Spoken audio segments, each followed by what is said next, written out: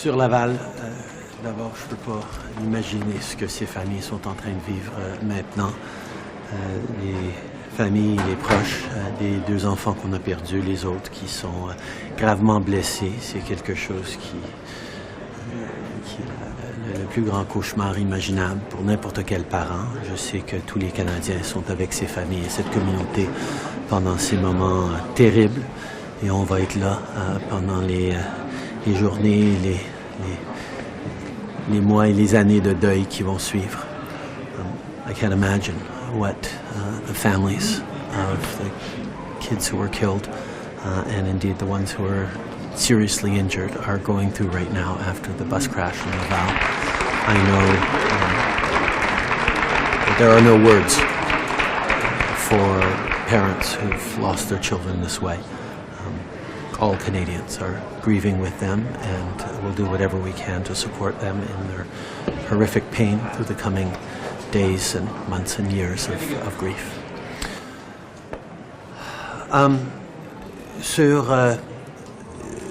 Sur la santé, on a vu le Parti conservateur sortir, s'attaquer à nos propositions de solutions pour les familles qui souffrent dans nos systèmes de santé à travers le pays. Nous avons mis sur la table des centaines de milliards de dollars de plus pour livrer des vrais résultats pour les Canadiens. Plus de médecine de famille, plus d'aide pour la santé mentale, plus d'appui pour nos travailleurs et des données et de l'information qui va aider à améliorer les services à travers le pays. Le Parti conservateur, encore une fois, n'offre que l'austérité et les coupures. C'est pas ça qui va aider les familles qui en ont besoin. On va continuer de travailler de façon concrète et productive avec les provinces pour livrer des améliorations dans un système public que les Canadiens méritent. Conservatives have come out to slam our investments in healthcare that are going towards concretely improving services for Canadians, whether it's better access to family doctors, whether it's rapid support for mental health, whether it's more support for frontline workers, or even just better data systems and health information so everyone gets the best quality of care right across the country. These are things that we're going to work with the provinces on to deliver for Canadians, and Conservatives, once again, offer only cuts and austerity, not support for Canadians. Prime Minister, how many premiers do you think are on board now to endorse your proposal? I haven't heard from any Canadians anywhere in the country who feel like there isn't a need to improve their healthcare systems in their country. And I know that an awful lot of premiers are very eager to roll up their sleeves and get to work with us on delivering. Conversations are beginning in the coming days to be able to deliver this money as quickly as possible to make sure that there are concrete improvements in tangible things like better access to family doctors, like more support for frontline health workers. These are the things people know we need, and the federal government is there to work with the provinces to ensure the provinces deliver it, but to do it in a way that respects provincial. Les conservateurs se plaignent en fait qu'il n'y ait pas assez d'argent.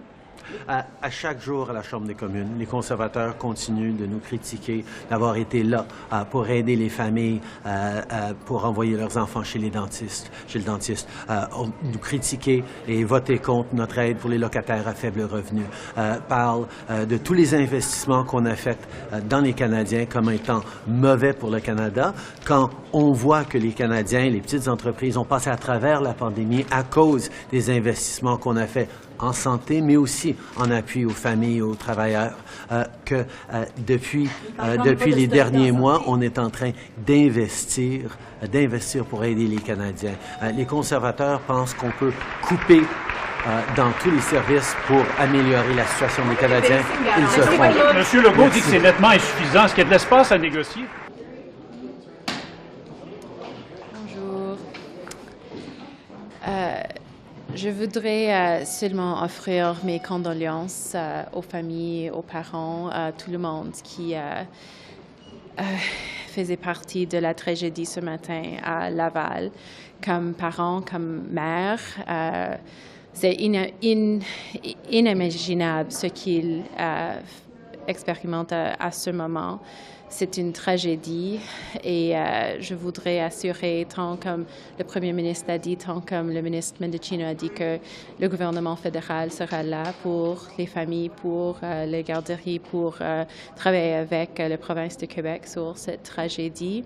Et je voudrais aussi offrir mes plus sincères appréciations pour les gens qui ont réagi rapidement à cette tragédie, qui étaient là pour sauver les enfants qu'ils ont pu sauver. Mais c'est quelque chose comme mère, comme parent, qu'on n'espère jamais. On laisse nos enfants à chaque jour dans les garderies et c'est quelque chose qu'on ne pourrait pas imaginer. C'est une tragédie vraiment horrible.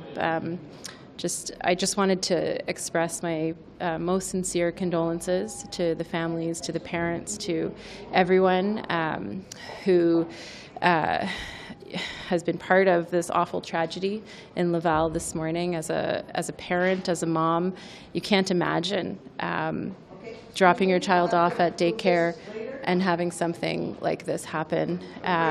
So I just wanted to express my condolences and, of course, to express my gratitude to those who responded so quickly on the front lines to this horrible, horrible tragedy. Provisions that are now with bridges and other moving pits. Well, I think that we've been very clear. We have a good working relationship with the Americans. We've done some really good work, particularly around electric vehicles. I've always had concerns about, making sure that Canadian products get into that very important supply chain, and I'm confident that we'll keep working with the Americans on this. But that's one particular supply chain. I mean, what the President was talking about last night was to cutting off supply chains for all sorts of other things to build all of America's infrastructure. Does that not cause us concern? I mean, we are hewers of wood and water and all of that, such as it is. I'm always going to stand up for Canadian businesses, all of our industries, and this is an issue that is top priority for me, and we're going to keep working on this. We are working with the Americans to fight climate change. Many of these inputs also do that, and what I would say to Canadian businesses of all sectors is that they can count on me to stand up for them. Minister, good to see you. Black History Month question for you. Black community leaders, CBC is doing a current affairs story, are calling for the apology for slavery, which, as you know, ended in Canada, in the British North America in 1834. What do you think? Should there be an apology for slavery? I think it's something that we should continue to have conversations about.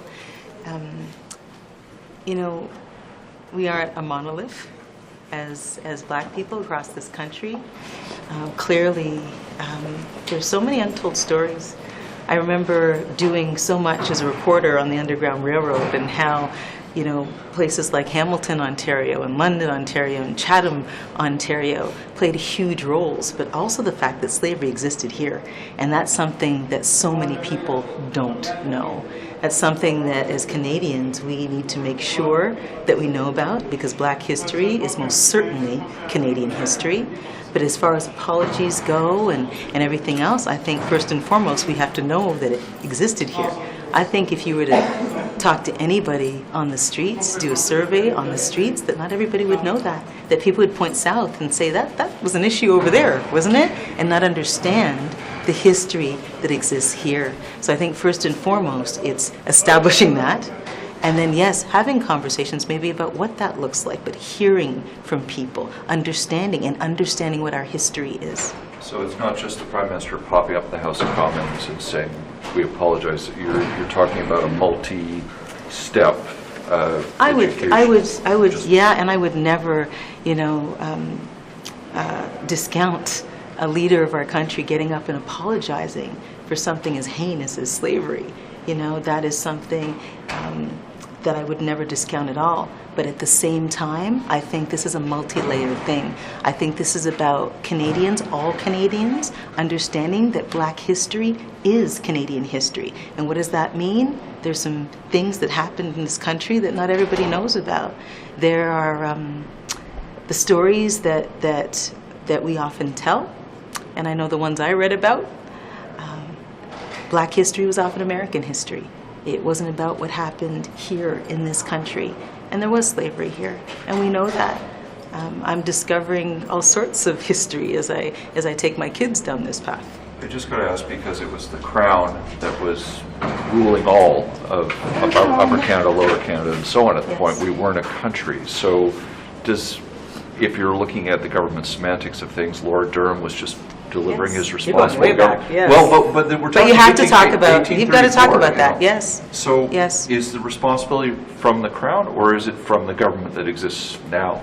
I would think, and here's what I want to talk about, the mental and psychological damage, the intergenerational damage. It doesn't matter who was in charge, and what was a country, what was done to a people, and to people who have been on these shores for generations, and the erasure of those people in history, those stories that weren't told, and what needs to be done to rectify that. Appreciate your stuff. Thank you so much. Good to see you. Nice to see you, Jeff. I understand you're putting up $500,000 to search the original.